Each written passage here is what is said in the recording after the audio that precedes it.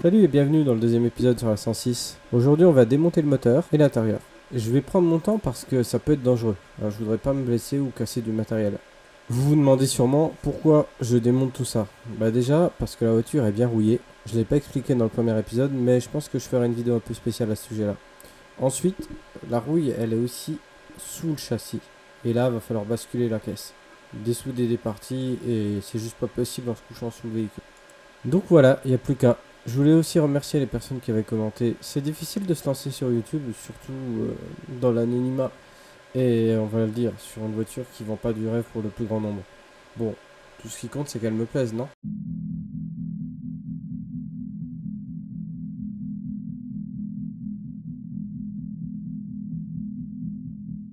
J'avoue que j'ai pas trop d'ordre en tête. J'ai enlevé ce qui me semblait le plus simple. Et quand je galérais, je passais à autre chose. Histoire de me changer les idées et pas de perdre trop de temps sur une partie. Je vous mets un peu de musique et on se retrouve après.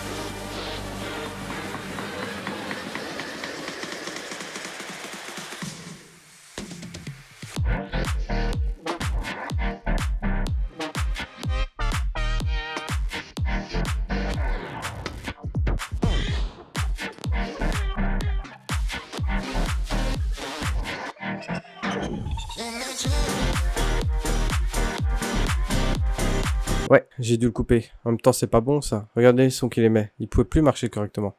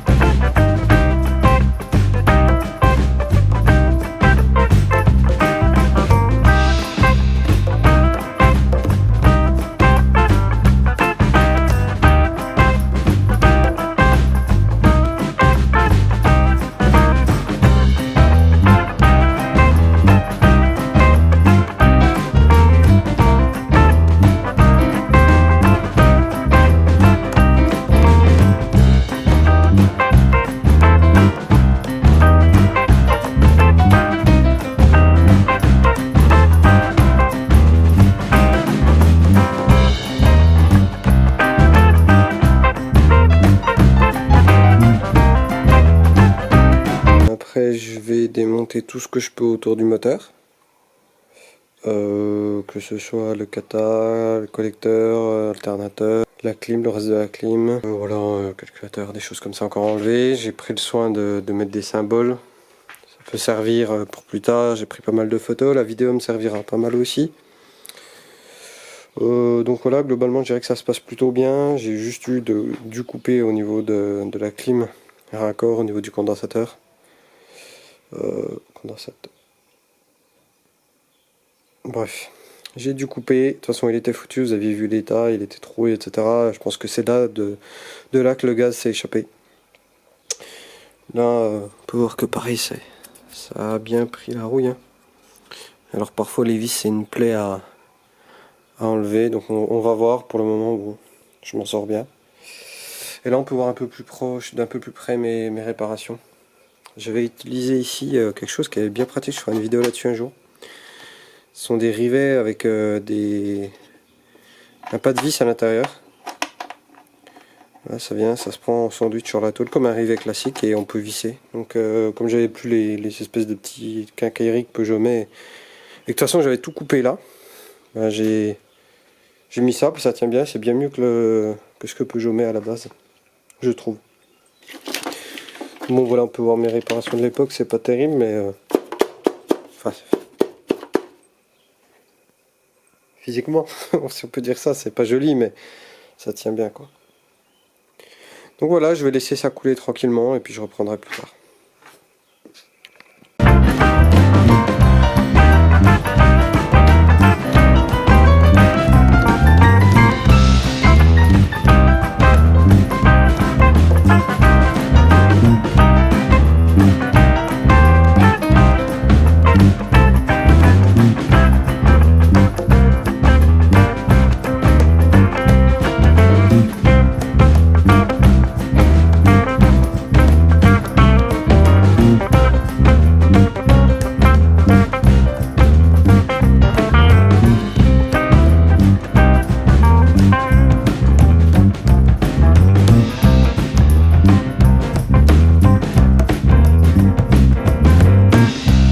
Vous avez vu l'état du capteur de cliquetis? On dirait qu'il a pris un coup. Je pense qu'il va plus capter grand chose.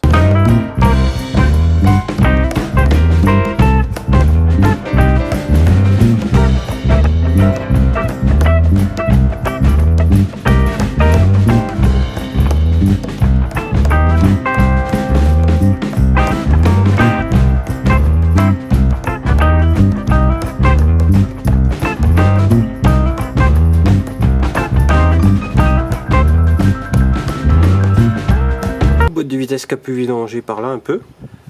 Je pense que ce sera suffisant pour le démontage. Au niveau du moteur, je dois encore déboîter la tringlerie de boîte de vitesse. Ouais, bien entendu, couple à déconnecter. J'ai un cardan à enlever encore de ce côté-là. Je crois qu'on est tout bon. Je pense pas avoir oublié quoi que ce soit après le moteur. Il n'y a plus qu'à. J'ai déconnecté la tringlerie de boîte de vitesse. Dans les outils, il faut un pied de biche et un doigt à sacrifier.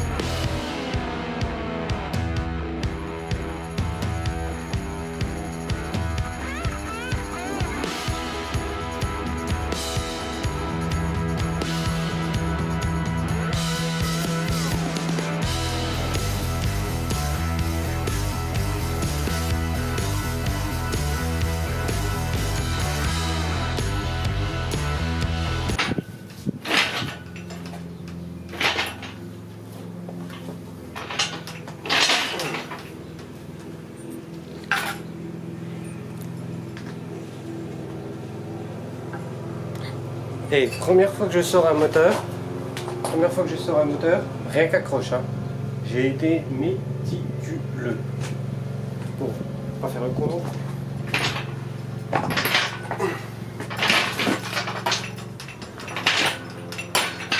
Doucement. Et fier de lui en plus. Bon, faut dire qu'il y a de quoi l'être. Maintenant, tout n'est pas rose. Je me suis loupé au niveau d'une visée à boîte de vitesse. Il suffira de la remplacer.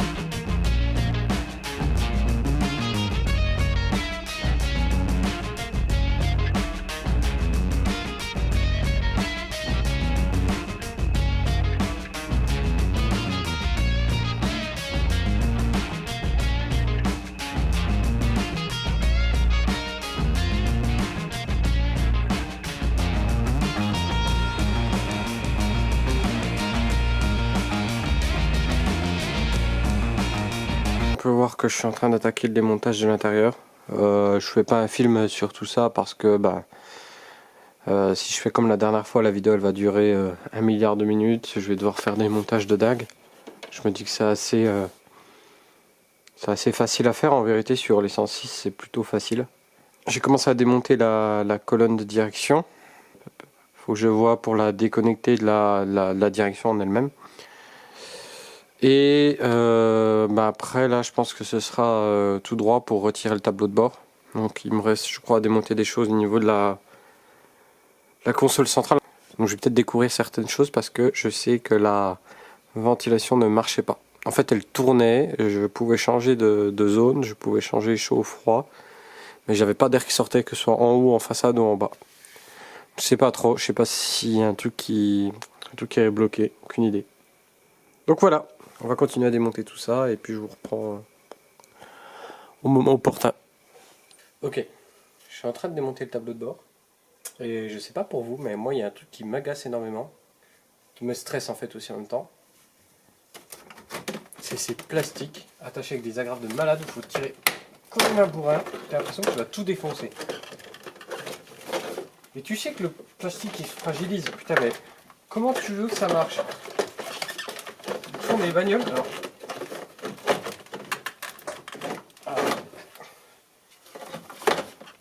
Je vous dis c'est pas là je pète rien hein. C'est vraiment comme ça. Enfin là j'aurais peut-être dû démonter la façade avant là. Voilà.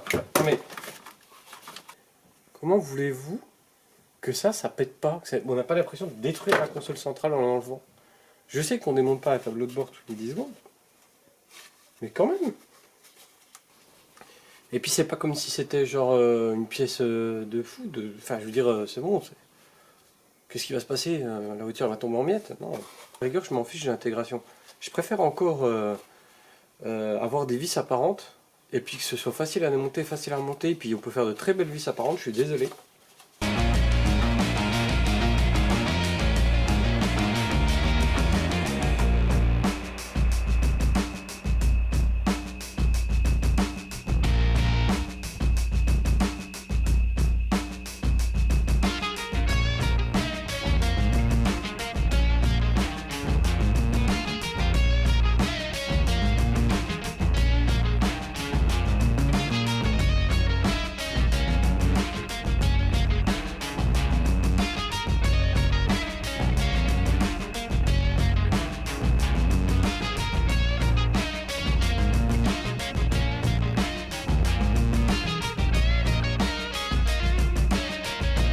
Même un petit faisceau ça fait peur. Va falloir être délicat quand on va organiser tout ça.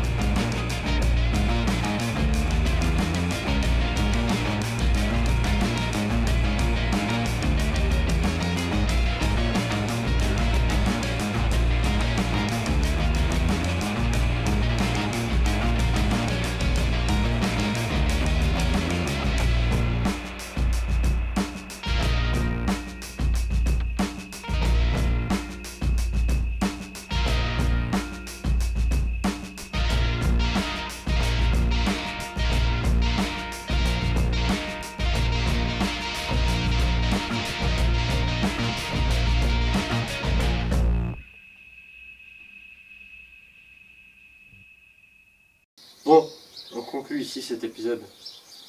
Je voulais finir le démontage de la caisse dans celui-ci, mais je crois que j'ai fait un excès d'optimisme. La prochaine étape, c'est de retirer le haillon du coffre, le réservoir et le train arrière. Peut-être pas dans cet ordre.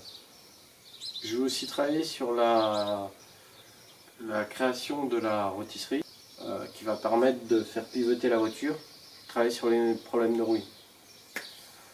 Donc les problèmes de rouille, on en a à plusieurs endroits, notamment ici. On peut en voir peut-être à la caméra. Il y a pas mal de saleté. Mais c'est pas le pire des endroits en fait. Il y en a à l'arrière, passage de roue arrière et un peu sous la caisse, au niveau sous le châssis de la caisse. Je pense que ça aurait pu être pire en termes de rouille, mais il y aura du boulot quand même. C'est-à-dire qu'il y aura de la découpe, refaire des pièces, etc. J'avais déjà traité les problèmes de rouille ici. Là c'est la plus grosse pièce remplacée. Ça se voit, de toute façon on le voit dans la vidéo.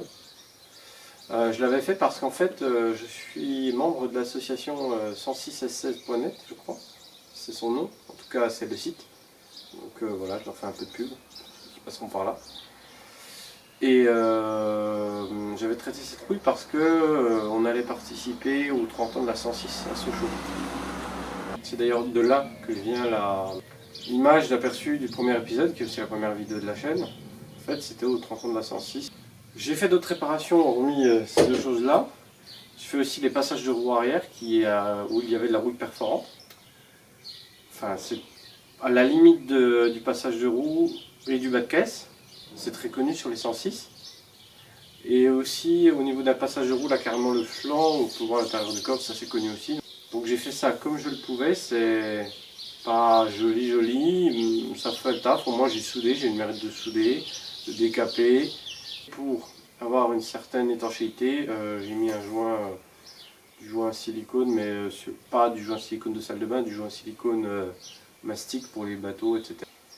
Je vais tout prendre, je vais faire ça proprement. Idéalement, j'aimerais trouver des tôles de remplacement. Je pense que ça se fait pas sur 106. Mais pour des choses comme ça, trouver une caisse saine accidentée par exemple et couper cette partie-là, ça me paraît pas déconnant comme idée. Et je pense que je vais partir là-dessus plutôt que m'embêter à reformer quelque chose. Parce que là, notamment, il y a des creux. J'avais essayé de les reprendre, mais c'est gênant, c'est difficile. En plus de ça, la tôle est assez fine puisqu'elle a été bouffée par la rouille et j'ai essayé de couper le moins possible. J'aurais peut-être dû couper plus. Et du coup, ce qui fait que j'ai eu du mal à souder. Déjà que c'est très fin à la base et que j'avais pas de gaz. Souder au fil foré, même le plus petit, je crois que j'avais en 0,6, c'est compliqué quoi. Bref. Voilà, j'espère que les prochains épisodes arriveront plus vite. Je sais que je vais faire un épisode un peu hors série sur ce que va être la chaîne, un peu plus explicatif. Je vais aussi présenter mon parc de véhicules, parce que j'en ai quelques-uns. On peut constater qu'il y a un J9 derrière, qui appartenait à mon père, que j'aimerais restaurer. Je vous invite à aimer et à partager cette vidéo. C'est du temps, il ne faut pas croire. Là, il y a des heures et des heures de film. Et des heures et des heures de montage, parce que je suis novice en matière. Et aussi, je la démonte quand même la voiture, donc il faut être organisé, il faut ranger. Donc je vous remercie. Je vous remercie déjà d'avoir visionné cette vidéo jusqu'au bout en plus. Et puis, on va lancer le générique de fin avec un petit clin d'œil à la fin. Enfin, un petit clin d'œil. Petit moment assez douloureux pour moi, mais comme quoi on n'est jamais trop prudent. Et puis, suite au prochain épisode. A plus.